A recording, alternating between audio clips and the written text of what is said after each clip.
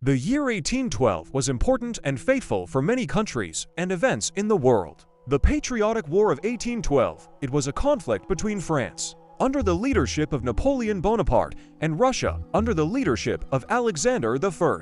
The Russian army managed to repel the French invasion and won the decisive Battle of Borodino, after which the French army left Russia. This event was a turning point in the Napoleonic Wars and had global significance. Why didn't Napoleon abolish serfdom? He spoke about such a possibility more than once hypothetically. I could. After which he assured that in this case, he would immediately attract the grateful peasantry to his side. Nevertheless, Bonaparte did not take such a step, most likely as a sober-minded person.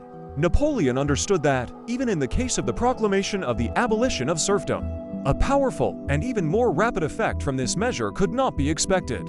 How can we bring the relevant decree to the illiterate peasants, for the most part, without having a sufficient number of translators capable of interpreting its meaning orally? And to what extent will the peasants accept the will from the hands of Bonaparte, who has fallen on their head, about whom they have heard that he is the Antichrist? Russian emperor and the Russian nobility would have perceived such a decree as a declaration of war to the death, and in no case would they have gone to peace negotiations. For Napoleon, who viewed the entire campaign as an indicative scolding of a disobedient power, such a scenario was completely unacceptable. What is the People's War in its Russian version? As you know, the actions of the Russian partisan detachments completely disorganized the communications of the Grand Army, and, accordingly, the entire supply system based on them, which already left much to be desired. However, the term partisan itself needs to be clarified.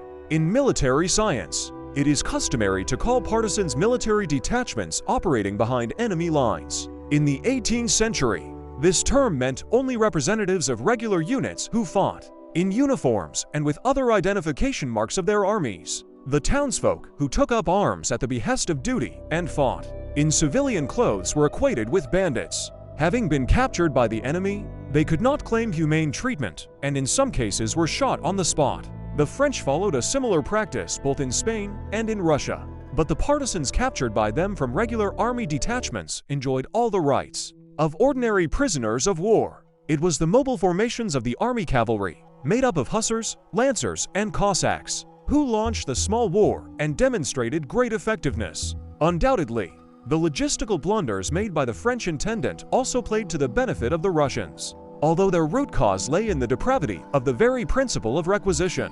Unsuitable for such a sparsely populated country as Russia, it is no coincidence that the author of perhaps the most curious of the scientific studies published by the 200th anniversary, the Englishman Dominic Levin, sees the root of many of the troubles of the Great Army in the absence of a normal foraging system, which led to a catastrophic decline in horse stock and the inability of the Napoleonic cavalry to resist the raids of Russian flying detachments. In confirmation, we give a characteristic note from the diary of the Englishman Robert Wilson dated October 9, 1812. 100 French foragers were taken yesterday.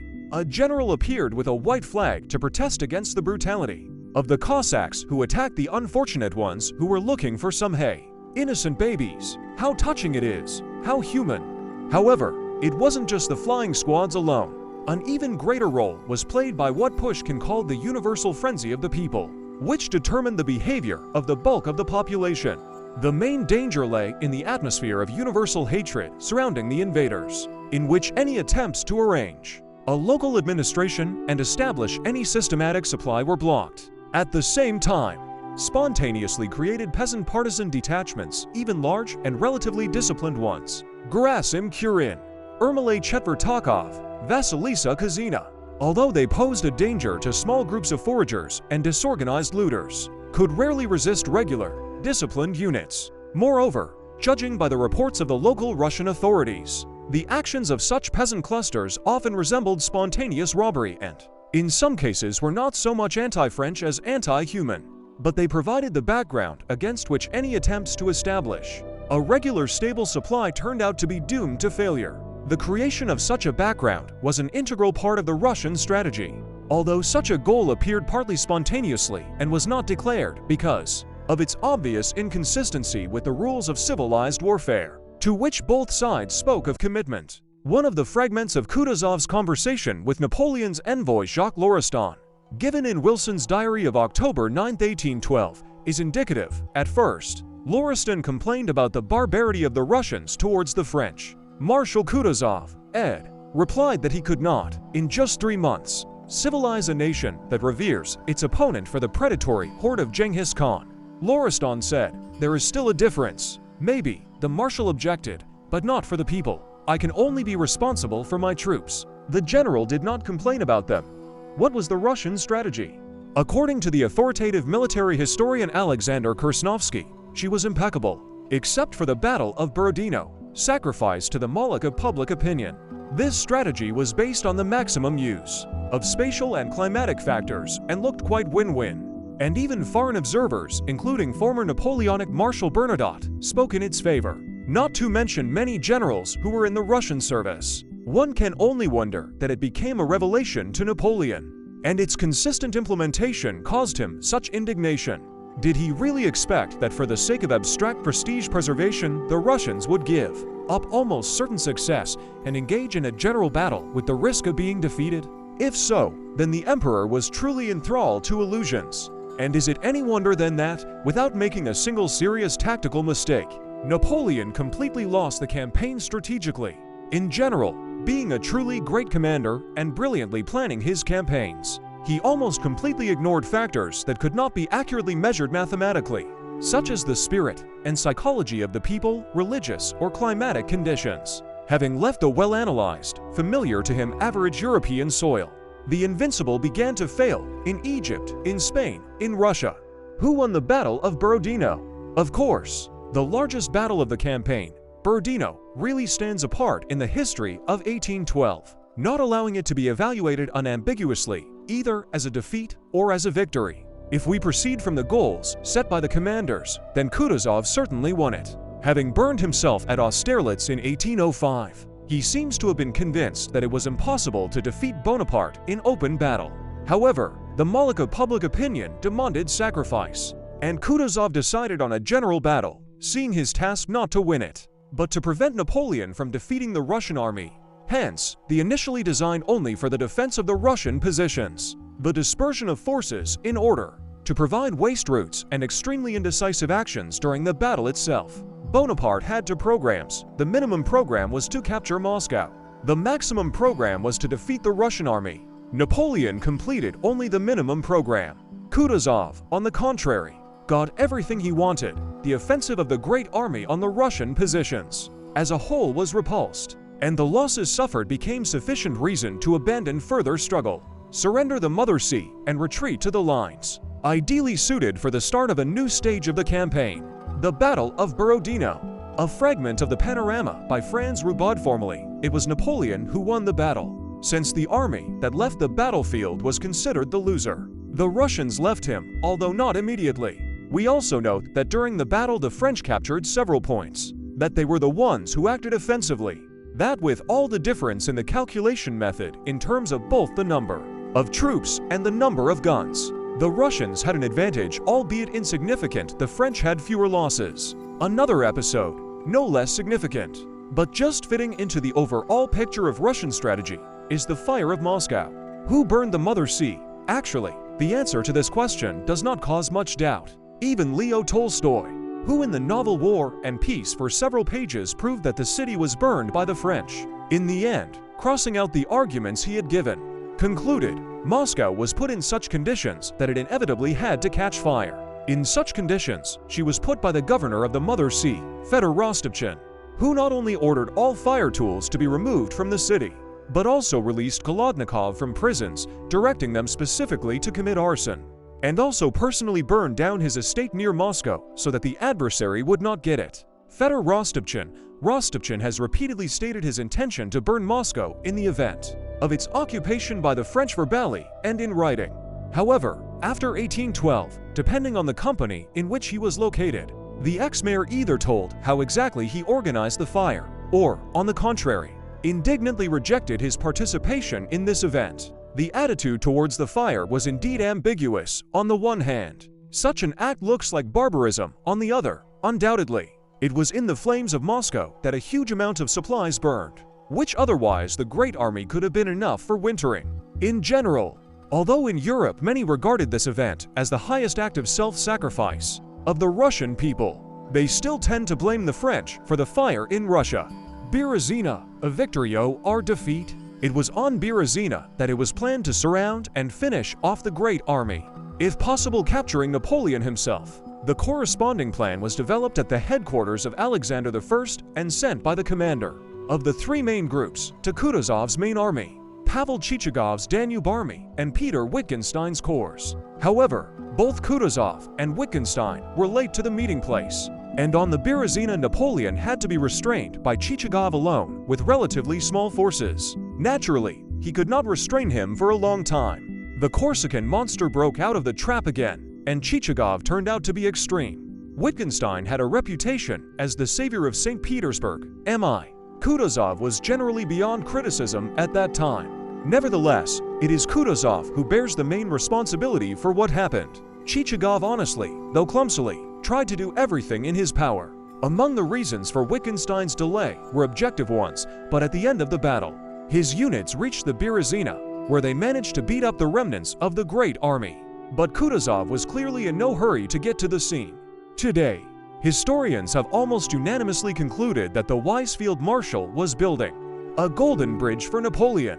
That is, he was not going to finish off his opponent and move the war beyond the borders of Russia. This position was explained by the fear that Britain would benefit most from the defeat of Bonaparte, with which Russia would have to enter into a geopolitical confrontation in the future. In this situation, the weakened and humiliated French Empire really looked like a rival partner preferable to the treacherous Albion. On the other hand, was such a calculation correct? Given Napoleon's temperament, it's hard to imagine that, having received a hard flick on the nose in Russia, this pugnacious Corsican would have calmed down and taken up housework. So, perhaps Alexander I was more right, who believed that there was more peace in Europe with Bonaparte. Consequently, by deliberately letting Napoleon slip away on the Berezina, Kutuzov is responsible for the deaths of hundreds of thousands of people in the campaigns of 1813 to 1815.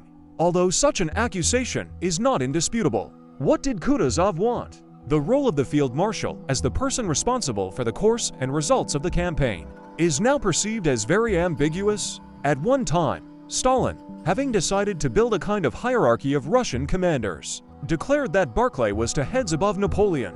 In the remaining gap of two heads, helpful historians tried to insert a Georgian, that is, a compatriot of Comrade Stalin Bagration.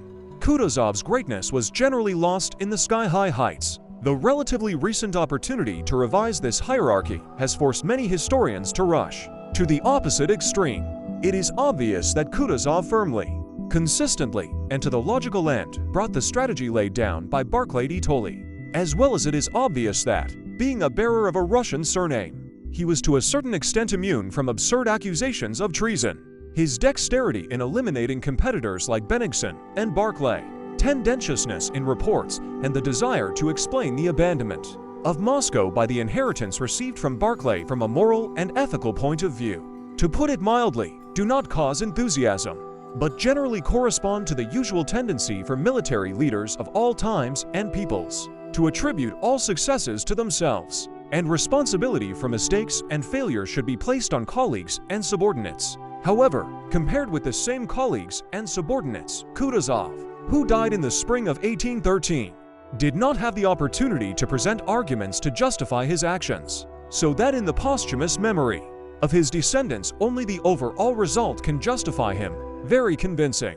By the way, we know about his intention to provide Napoleon with a convenient retreat from the notes of the same Wilson, more precisely from the fragment that tells about the Battle of Maloyaroslavets. In the evening after this bloody battle, Kutuzov, referring to the information he received, gave the order to retreat to Kaluga. Wilson further quotes him as saying, "It is better to build the enemy a Pont d'Or golden bridge, as you like to say, than to give him a coup de collier break the chain. Besides, I repeat once again, I am not sure that the complete annihilation of Emperor Napoleon and his army will be such a boon for the whole world. His place will be taken not by Russia or any other continental power, but by one that already dominates the seas, and in such a case its dominion will be unbearable." Here it is clear from the context that Wilson was the first to use the term golden bridge, and Kutuzov only agreed with him, but this, however, is not so important. Another point is more important, which Wilson does not talk about, perhaps out of ignorance. The Battle of Maloyaroslavets, Hood. Peter von Hesse speaking from Moscow. Napoleon stated, "I'm going to Kaluga, and woe betide anyone who gets in my way." In Kaluga, there were giant warehouses with ammunition and food, the contents of which theoretically gave the Great Army a chance to overwinter, in conditions more comfortable than in the devastated Mother Sea. It is logical to assume that the information received by Kutuzov just forced him to make a withdrawal in order to cover the Kaluga direction. And the idea of the Golden Bridge was already secondary and represented a reaction to the too intrusive military claims of the British representative. Undoubtedly, the capture of Maloyaroslavets, while it was impossible to break through further to Kaluga, did not at all ease Bonaparte's position in the assumptions that Napoleon could have been broken up in parts, first at Vyazma, then at Krasny, and finally at Berezina. One important component is missing: the exact conviction that the Russian army had sufficient forces and resources for this. And here we come to perhaps the most important feature that distinguishes the wars of the early 19th century from modern wars: the catastrophic lack of information.